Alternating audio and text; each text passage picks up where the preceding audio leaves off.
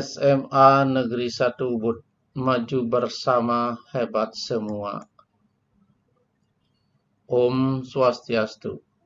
Bersama Anak Agung Gede Alit pada pembahasan struktur inti dan radioaktivitas. Struktur inti. Struktur inti terdiri dari proton dan neutron. Proton bermuatan positif dan neutron netral. Muatan proton besarnya 1,6 kali 10 pangkat minus 19 kulum. Dan massa neutron hampir sama dengan massa proton, yaitu 1,67 kali 10 pangkat minus 27 kg. Jadi inti atom terdiri dari proton-proton bermuatan positif dan neutron netral yang disebut dengan nukleon atau nuklida. Penulisan lambang pada atom. Penulisannya berupa X, Z, A. X adalah nama unsur atom, Z adalah nomor atom, dan A adalah nomor massa, di mana Z posisinya di sebelah kiri unsur X dan A di sebelah kiri atas unsur X maupun di sebelah kanan unsur X. Sebagai contoh gambar daripada nuklida yaitu isotop. Isotop adalah nuklida yang memiliki nomor atom sama dan nomor massa yang berbeda. Nuklida berikutnya adalah isobar. Isobar adalah nuklida yang memiliki nomor massa sama dan nomor atom yang berbeda. Nuklida berikutnya adalah isoton. Isoton adalah nuklida yang memiliki nomor atom dan nomor massa berbeda, tetapi jumlah proton dan neutron dalam inti sama. Ukuran dan bentuk inti atom. Ukuran inti atom sama dengan jumlah neutron dan proton dalam inti dibagi volume inti atom, sama dengan konstan. Sehingga dirumuskan A per 4/3 PR pangkat 3 sama dengan konstan. Sehingga R sebanding dengan A pangkat 1/3. R adalah jari-jari atom. Untuk mendapatkan suatu persamaan ditambahkanlah konstanta R0. Sehingga rumusannya menjadi R sama dengan R0 A pangkat 1/3. Di mana berdasarkan percobaan atau eksperimen diperoleh bahwa R0 nilainya adalah 1,2 kali 10 pangkat minus 15 meter. Di mana 10 pangkat minus 15 meter disebut dengan femtometer atau 1 Fermi untuk menghormati Enrico Fermi. Maka R sama dengan R0 itu kali A pangkat 1/3 menjadi R sama dengan 1,2 A pangkat 1/3. Inilah jari-jari atau ukuran daripada atom. Gaya inti. Massa total proton dengan neutron ternyata lebih besar daripada massa inti atomnya. Hal ini menunjukkan bahwa pada pembentukan inti ada sejumlah massa proton dan neutron yang hilang. Hilangnya tersebut berubah menjadi energi yang mengikat proton dan neutron. Energi itu mampu membentuk gaya ikat yang kuat melebihi gaya tolaknya. Energi itu disebut dengan energi ikat inti. Penyusutan massa inti atom terjadi karena perubahan massa inti menjadi energi ikat inti yang disebut dengan konsep defek massa atau penyusutan massa. Nah, berapa besarnya penyusutan massa itu dirumuskan dengan delta M.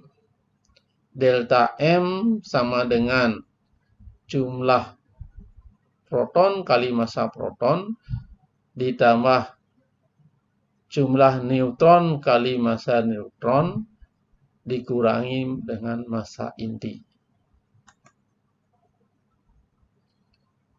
Energi ikat inti besarnya akan menjadi E sama dengan delta MC kuadrat. Sesuai dengan rumusan daripada Einstein, di mana delta M adalah penyusutan massa atau defek massa, C adalah cepat lambat cahaya yang besarnya 3 kali 10 pangkat 8 meter per sekon, dan E-nya ini adalah energi ikat intinya.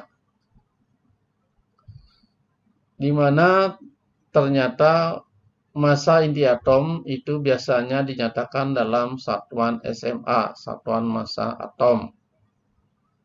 Sehingga untuk mendapatkan energi ikat inti, dibuatlah suatu kesetaraan massa dan energi, di mana 1 SMA sama dengan 931 mega elektron volt. Sehingga energi ikat inti E sama dengan delta M kali 931 mega elektron volt. Nih.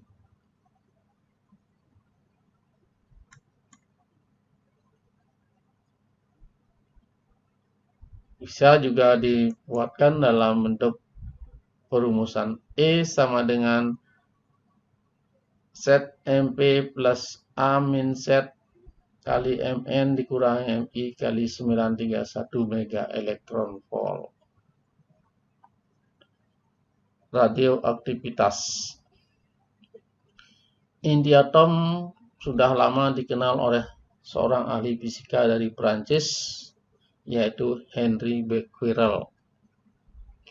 Di mana Henry Becquerel sedang mempelajari gejala fluoresensi dan fosforesensi. Fluoresensi adalah peristiwa berpenarnya benda pada saat disinari. Dan fosforesensi adalah berpenarnya benda untuk sementara waktu walaupun tidak disinari. Ternyata tanpa diduga dia mendapatkan suatu unsur yang disebut dengan uranium yang mengalami radiasi dengan daya tembus yang sangat kuat, walaupun benda itu tidak disinari terlebih dahulu.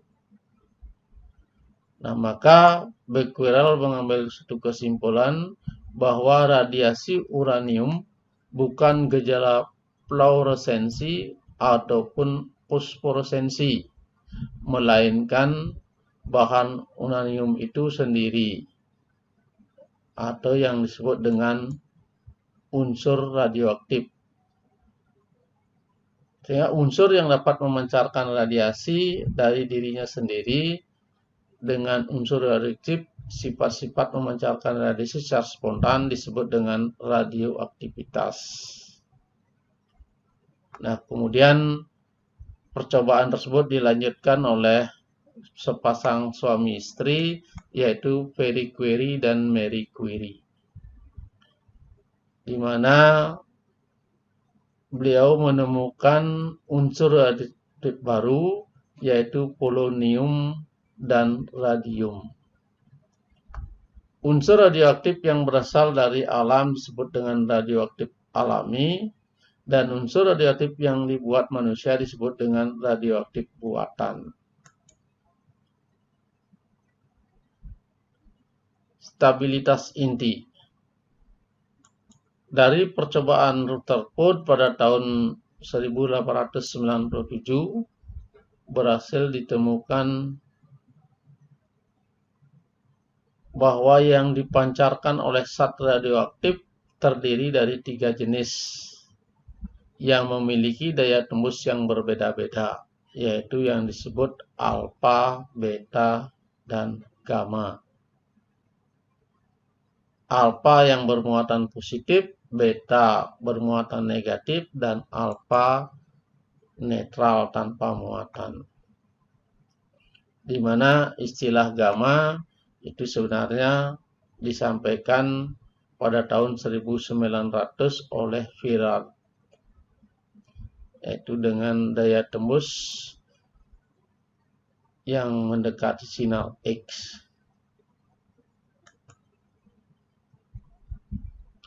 Ketiga, sinar radioaktif baik sinar alfa, beta maupun gamma dapat membuat dampak buruk bagi benda-benda yang dilaluinya dengan memancarkan partikel-partikel atau sinar-sinar radioaktif.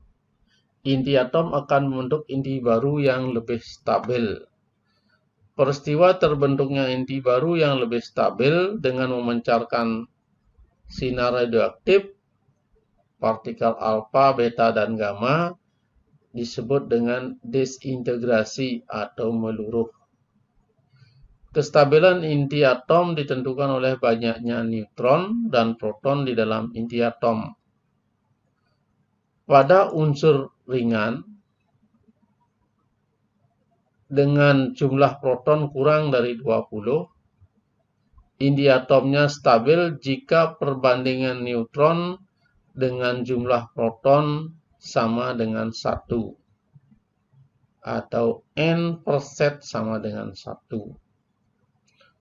Unsur dengan inti berat, yaitu N lebih besar daripada 20, inti atomnya stabil jika N/Z lebih besar daripada 1, yaitu dari 1 sampai dengan 1,5.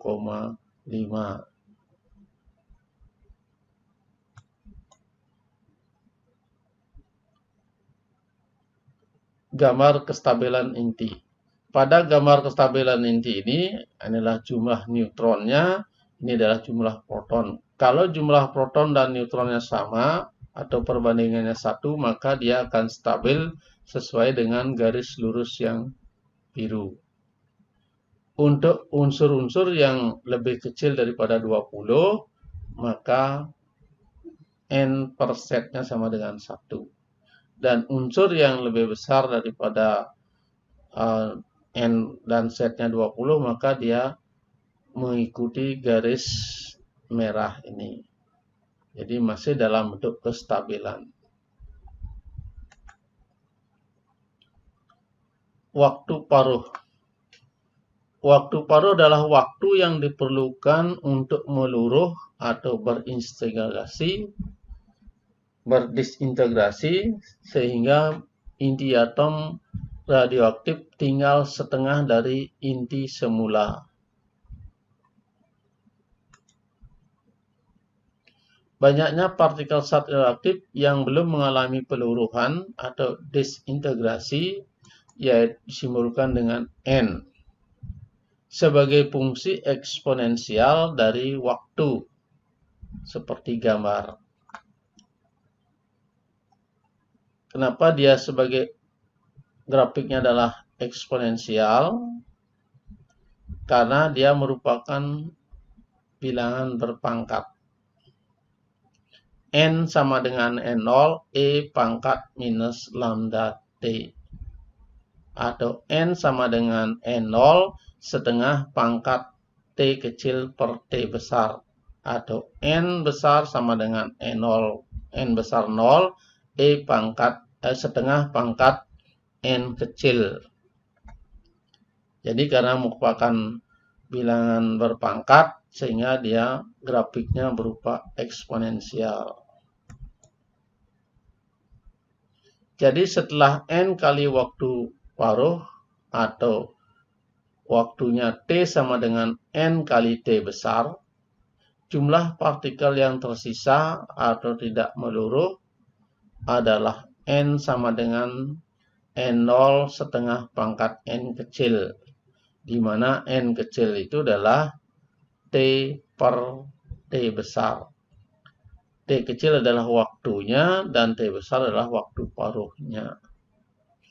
N adalah unsur yang tersisa dan N0 adalah unsur mula-mula. Sekian, terima kasih. Om Santi Santi Santi Om.